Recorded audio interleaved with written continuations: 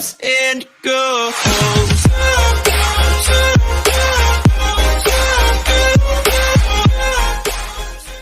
Assalamualaikum warahmatullahi wabarakatuh. Baik sahabatku semua, gimana kabarnya? Semoga pada sehat dan semangat.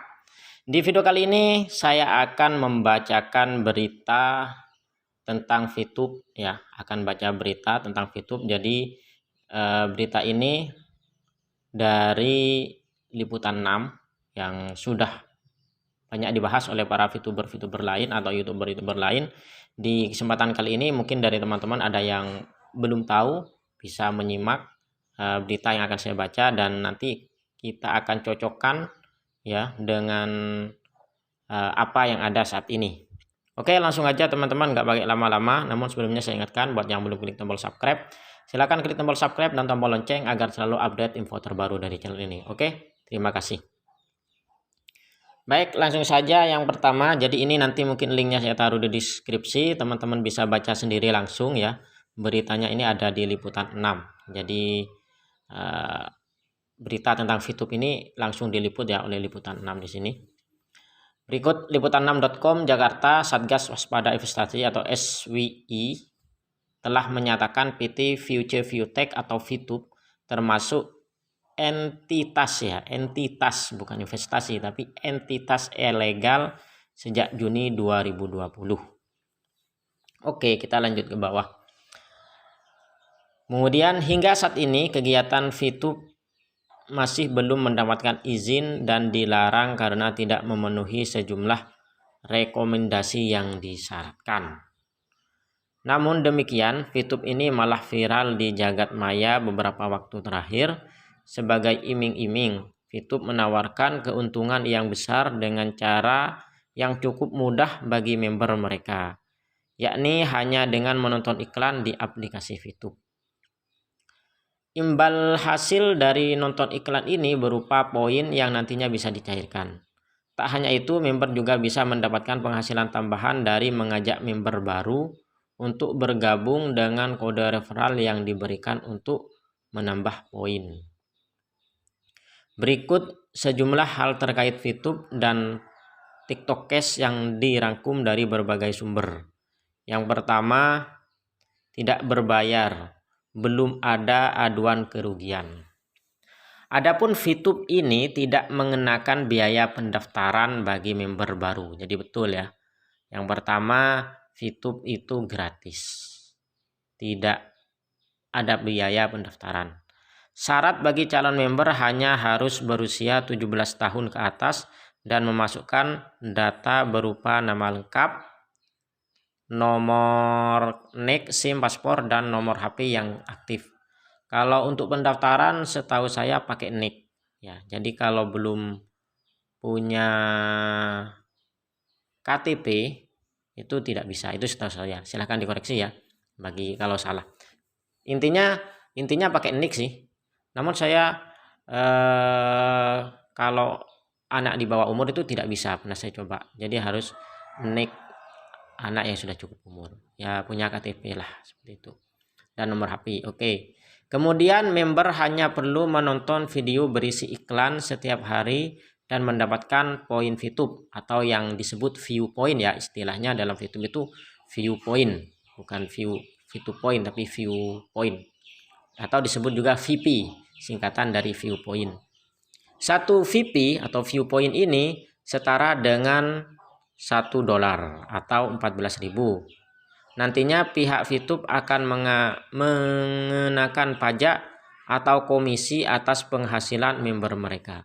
Mengenakan pajak atau komisi atas penghasilan member mereka. Mungkin yang dimaksud di sini adalah biaya ya, biaya untuk pengiriman poin dari VTube ke exchange counter. Itu memang ada biayanya. Namun setahu saya biaya tersebut akan di-share lagi ke member-member VTube seperti itu, sesuai dengan ketentuan yang ada. Berikutnya, prinsip utamanya mereka tidak menghimpun dana dari masyarakat. Itu betul. Tidak menghimpun dana dari masyarakat itu betul, memang gratis ya. Jadi tidak ada dana dari masyarakat. ini yang kami pegang. Jadi tidak ada istilah masyarakat bayar, kata Ketua SWI Tonggam L. Tobing seperti dikutip dari unggahan Instagram OJK Senin 15 bulan Februari 2021. Oke, berdasarkan laporan yang ia terima, memang belum ada aduan mengenai kerugian yang disebabkan oleh Fitup ini. Jadi belum ada aduan ya yang menyatakan kerugian. Karena memang sampai saat ini tidak ada yang dirugikan oleh Fitup. Malah untung, makanya beredar sekarang hashtag untung ada Fitup kan itu. Melainkan hanya informasi keberadaan Fitup yang masih ilegal tapi kian populer. Oke. Sampai saat ini belum ada yang dirugikan. Laporan yang sampai ke kami adalah Fitup semakin merajalela. Ya kan kami sampaikan ke masyarakat jangan dulu Fitup. Kita belum menyatakan ini legal, himbau Togam. Oke, lanjut. Togam menegaskan Fitup ini tidak beroperasi dengan skema Ponzi. Ya, jadi ini perlu ditekankan. Fitup ini tidak beroperasi dengan skema Ponzi maupun member get member atau MLM. Jadi Fitup tidak beroperasi dengan skema Ponzi atau member get member atau MLM. Jadi tidak, skemanya bukan seperti itu ya Fitup. Oke, kita lanjut. Ia membeberkan perusahaan penggagas Fitup ini bergerak di bidang periklanan advertising, sehingga fokusnya pada bisnis periklanan.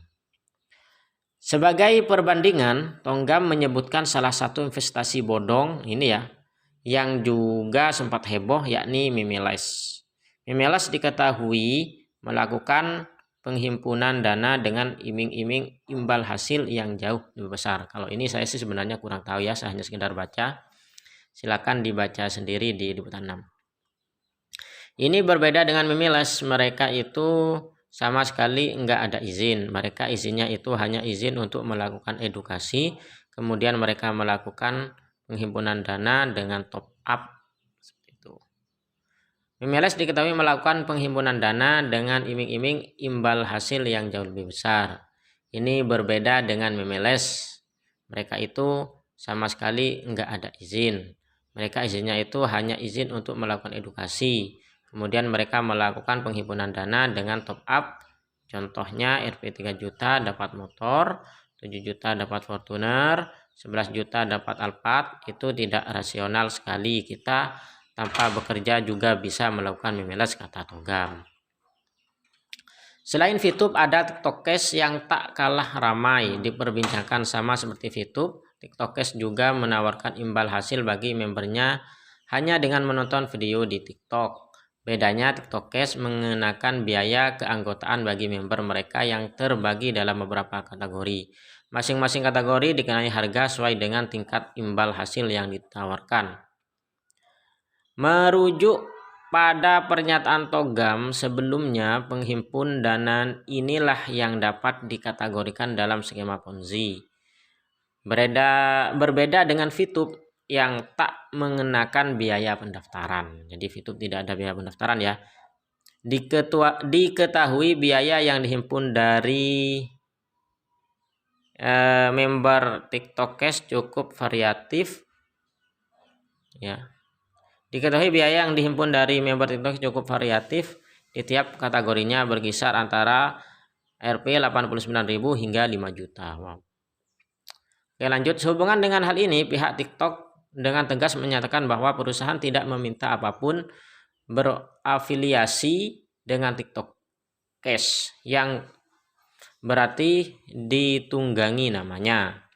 Baru-baru ini kami mengerti bahwa ada situs web yang menggunakan nama TikTok dan meminta uang dari pengguna. Situs web mitra dan aktivitas ini sama sekali tidak terafiliasi dengan TikTok, kata TikTok seperti dikutip dari laman halaman Instagram @TikTok Official Indonesia.